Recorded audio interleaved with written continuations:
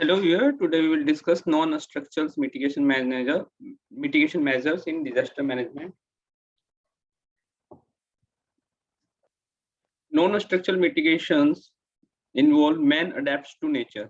बल्कि हमने जो structural mitigation में देखा था, man change the natures.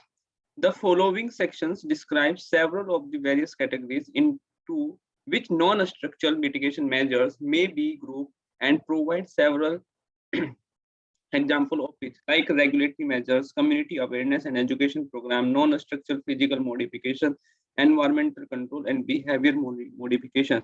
तो नॉन स्ट्रक्चरल जो मिटिगेशन मेजर होते हैं they involves the behaviour changes and physical modifications of the natures. Regulatory measures में क्या होता है कि limit hazard risk by legally dictating human actions like certain hazardous risk areas हैं जो कि आइडेंटिफाइड किए गए हैं आफ्टर हैजार्ड जोनेशंस. तो वहाँ पे गवर्नमेंट क्या करती है, गवर्नमेंट लीगल सेक्शन या कोई भी नॉर्म्स बना देती है कि यहाँ पे कोई भी बिल्डिंग्स कोई भी डेवलपमेंट प्रोजेक्ट नहीं होगा, कोई भी हाउस बिल्डिंग्स में ये सब चीजें वहाँ पे सेटलमेंट्स नहीं होगा. तो लैंड यूज मैनेजमेंट की प्लानिंग की जाती है like in the risk flood areas में की जाती है, या फिर जो फ्लडिंग जोन्स होते हैं रिवर्स के, रिवर कैचमेंट होता है उनमें वो सब प्रोहिबिट किए जाते हैं. Open space preservation like green space का प्रिजर्वेशन किया जाता है specially in the urban land use planning उसमें, because urban flood is becoming a recurring features in India specially. तो उसके लिए ओपन स्पेस प्रिजर्वेशन किए जाते हैं. नेचुरल रिसोर्स यूज रेगुलेशंस किए जाते हैं. Community awareness and education programs में अगर देखें तो public is the most able to protect itself from the effect of the hazard if it is first informed that the hazard exists and then educated about what it can do to limit its risks. क्योंकि public जो होती है वो first instances में नहीं समझती कि risk क्या है, तो उनको हमें एग्जाम्पल के थ्रू उनसे जो लाइव उनकी जो चीजें हैं जो जिससे वो अफेक्टेड है प्रीवियसली, उन चीजों को अगर हम अटैच करेंगे और फिर उनको उस चीज के ऊपर एजुकेशन देंगे कि how the hazard this will affect them, their income, their socially and economically. Public education program are considered both mitigation and preparedness measures.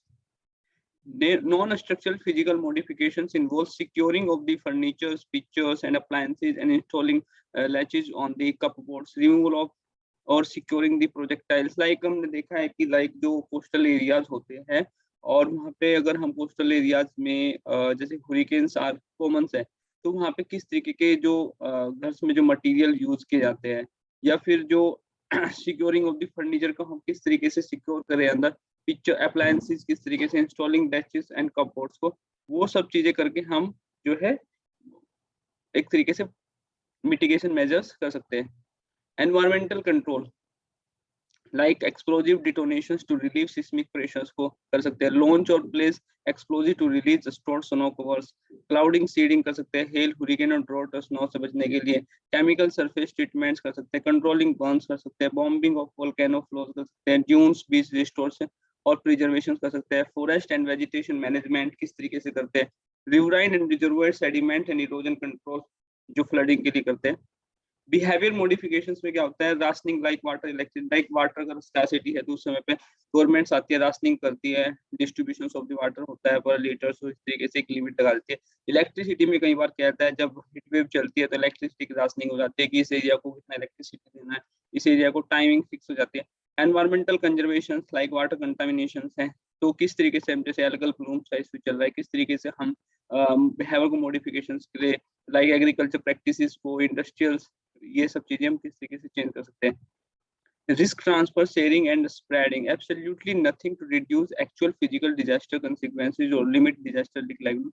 Burden sharing, example insurance allow losses to be shared across wide population. Basically risk transfer जो sharing और spreading हम जो करते हैं, इसमें ना तो consequences और ना लाइवलीहुड का कोई रिलेशन है, but it is to minimise, to means एक तरीके से रिस्क को शेयरिंग होता है यहाँ पे. जैसे मान लीजिए इंश्योरेंस हम दिया, तो उस इंश्योरेंस के चलते जो है हम अपने रिस्क को थोड़ा मिनिमाइज कर सकते हैं.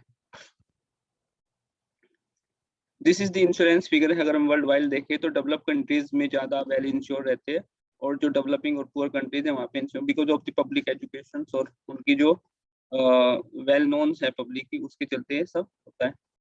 ऑब्स्टेकल्स टू मिटिगेशंस, क्या क्या ऑब्स्टेकल्स हो सकते हैं मिटिगेशन को लेकर? कॉस्ट तो हमने देखा ही था, सबसे बड़ा फैक्टर रहता है। Low levels of political support रहता है, lack of capacity, sometime technical expertise, ability to gather और फॉर्मुलेट रिस्क इंफॉर्मेशन रहता है, सोशो कल्चर इश्यूज रहते हैं, रिलोकेशन को लेकर के रहते हैं, तो पब्लिक्स में एजिटेशन रहता है, रिस्क परसेप्शन का एक बड़ा मिटिगेशन ऑब्स्टेकल्स है। Thank you.